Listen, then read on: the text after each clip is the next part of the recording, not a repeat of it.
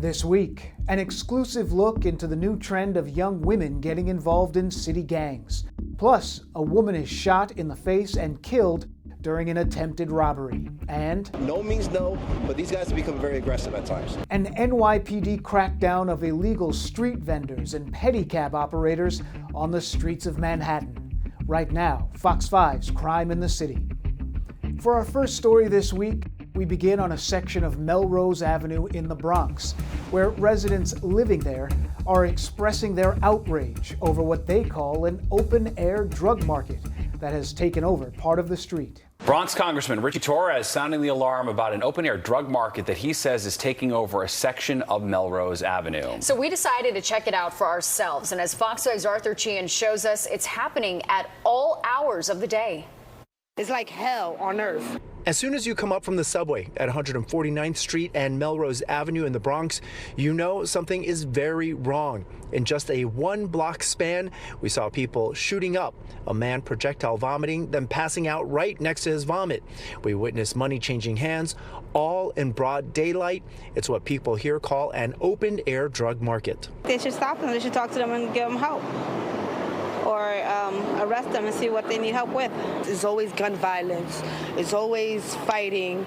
It's always crackheads all up in this block, all up and down this block. Those who live and work here are past the stage of shock. They're outraged the city is, in their words, ignoring open drug use, which children have to witness in person, modeling the most destructive of behaviors.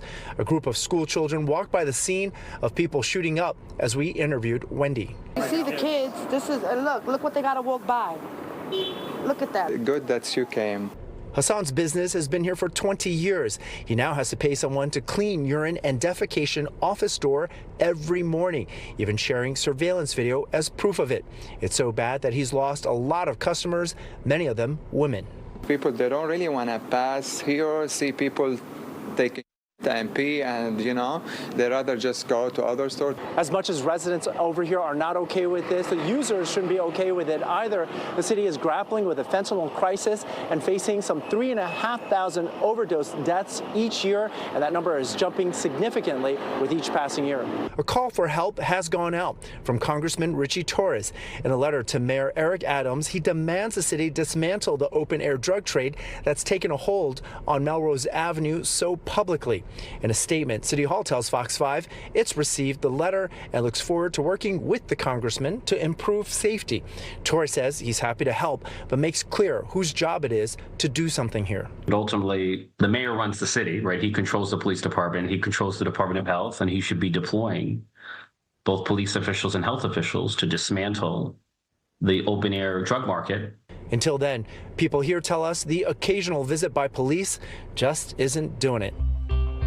We now travel to the Fordham section of the Bronx, where a rising number of young women are joining gangs and getting involved in gun violence, marking a disturbing shift. A disturbing trend has emerged in gang violence. More young women are joining the ranks. On this week's episode of Street Soldiers, Lisa Evers takes a look at what drives them to a life of crime and the hero women entrusted with restoring law and order. They take aim and shoot no matter who's in the way. Instead of prom parties, their social events are shootings and funerals.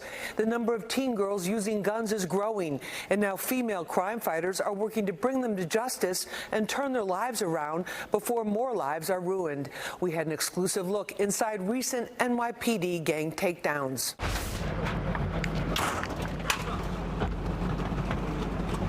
19-year-old Brianna Portalatin, 8 months pregnant, was among other suspects brought out from a sort of criminal commune in a Bronx apartment. She was in handcuffs again. Police say it's her third gun arrest. What's going on here? I love you, babe. The expectant mom with a rap sheet is allegedly one of 20 members of the notorious Slaughtery gang, indicted in 14 shootings in the Fordham section of the Bronx. In our exclusive look inside the NYPD takedown, we learned she's not the only female alleged trigger puller. There's also a 15-year-old girl, shown here in silhouette, taking aim and firing. Then there's one of the gang's leaders, 19-year-old Nadine Asamoah, known as drill rapper Naybenz. Investigators say she was one of the leaders. We're racing to the precinct right now because so far this morning the detectives have captured 8 subjects wanted in this case. Naybenz, police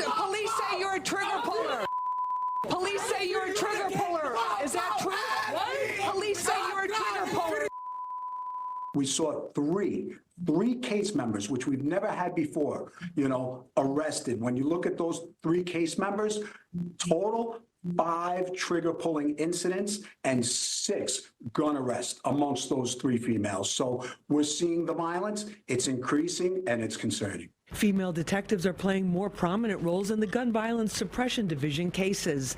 Detective Lena Alexander and Detective Aaron Curry made history in May as the first female team to lead a gang takedown.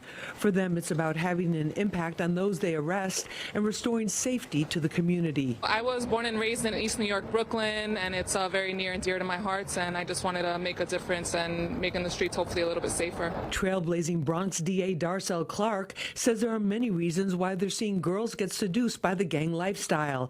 That's why, in addition to prosecuting the cases, she also devotes her time and energy to prevention in the community to let girls know they have other options. Some of them are afraid. Some of them are forced to do it. Some of them just, are curious. They like the bad boys, so they want to run in those circles to see what it's like. They may not necessarily be like that, but it's too late once you get caught up in it. Poverty, and unstable family and mental health issues are also factors, says clinical social worker Dr. LaShawn Paul, who treats teen girls at risk. I personally don't believe that there's any specific diagnosis or things that you can look for, right?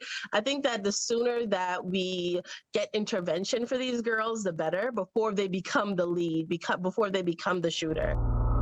Down in the Lower East Side, a 57-year-old woman was shot and killed inside an apartment building in what's believed to be a robbery gone bad. Another big story tonight. A gruesome murder on the Lower East Side has an entire community on edge. A woman is shot in the face and killed while her husband was getting robbed. Fox 5's Lisa Evers is on the scene for us. And Lisa, we hear that the police are looking for 2 gunmen tonight. Yes, they are, Natasha and Steve. It was a terrible family tragedy at this luxury building of $1 million condos last night. A woman who was trying to stop an attack on her husband ended up paying the ultimate price with her life. Now, as detectives look for these suspects, the neighborhood is stunned. Police and other emergency vehicles rushed to a Lower East Side street just after 11 Monday night. They were called to the 44 Market Street condo building after a woman resident, identified as 57-year-old Yingzhu Liu, was found in the hallway, shot twice in her face. Police sources say it was a robbery gone bad. Everybody is shocked about the situation because we are a small community. We know each other by name. We help each other, and everybody's really shocked about what happened. Investigators say the victim's husband was followed into the building and the elevator by 2 masked gunmen. As the elevator reached the 8th floor where he lived with his family, the 2 armed suspects assaulted the man and tried to rob him.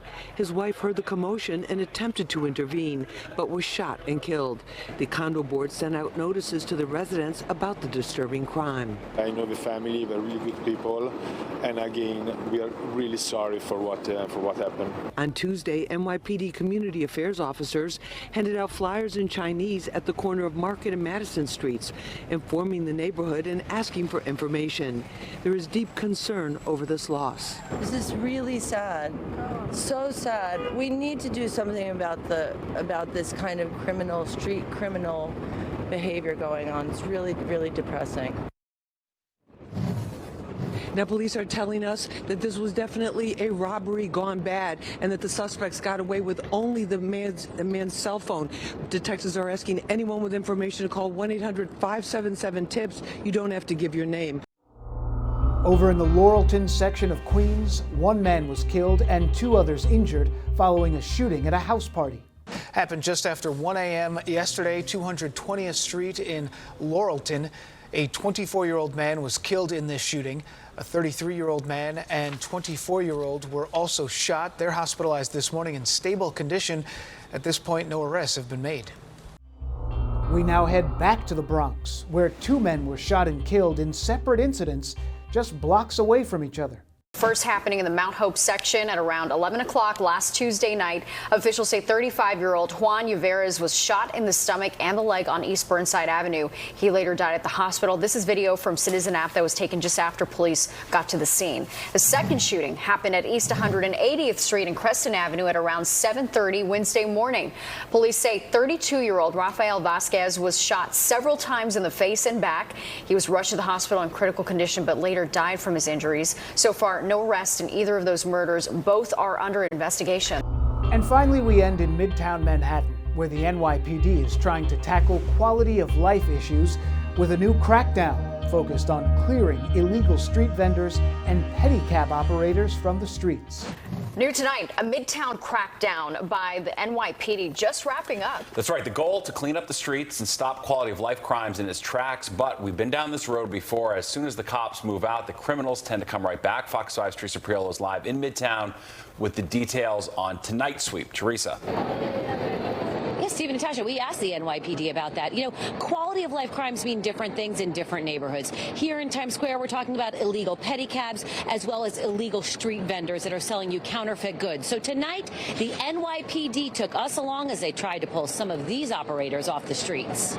Operation Front Door means that we're going to ensure our welcome at of Times Square is the front door of our city. In a nondescript room in the heart of Times Square, Mayor Eric Adams gives cops and city workers their marching orders. Go out and clean up New York City streets. They're calling it Operation Front Door. You're supposed to have a sticker here, sir. Officers canvassed Midtown looking for illegal vendors and illegal pedicab operators. We found about a dozen up the block from Grand Central Station. How many times have you gotten a ticket from the NYPD? Only one time. These drivers aren't allowed to have motors, lights, or speakers, and the pedicabs aren't properly registered. Not to mention, their pricing is deceptive, and it traps unsuspecting tourists looking to see our city. It's not something that tourists want to see when they're on vacation. They don't want to be harassed. You know, once no means no, but these guys have become very aggressive at times. From here, the bikes will be impounded, and they won't be allowed back out until they're in compliance. Starting today, Operation Front Door, where they have to make sure that they have all the proper documentations before they can release their bike back to them. By the time we reached Times Square again, this illegal street vendor was already packed up. He scattered and left his stuff. We're not going to really chase you around New York City for selling this type of this fake counterfeit stuff in the city. You know, I instruct the officers, I want them to take the property and voucher it. You're not going to sell counterfeit stuff in our city. The NYPD says these crimes ruin the image of our city, and they are harassing to tourists, which are the lifeblood of the city. But they aren't the only quality of life crime that matters. Other neighborhoods are seeing open-air drug markets and the unhoused strung out on drugs. Just because you don't see us taking immediate action right now, you don't see us taking some reaction right now, doesn't mean that we don't have an open investigation with our narcotics bureau over there, and I'll leave it at that. Now, while we were out on patrol, we saw 24 pedicabs pulled off the streets, and we are told by the NYPD tonight 3 arrests were made. That's this week's Crime in the City. Subscribe for more at youtube.com/Fox5NY.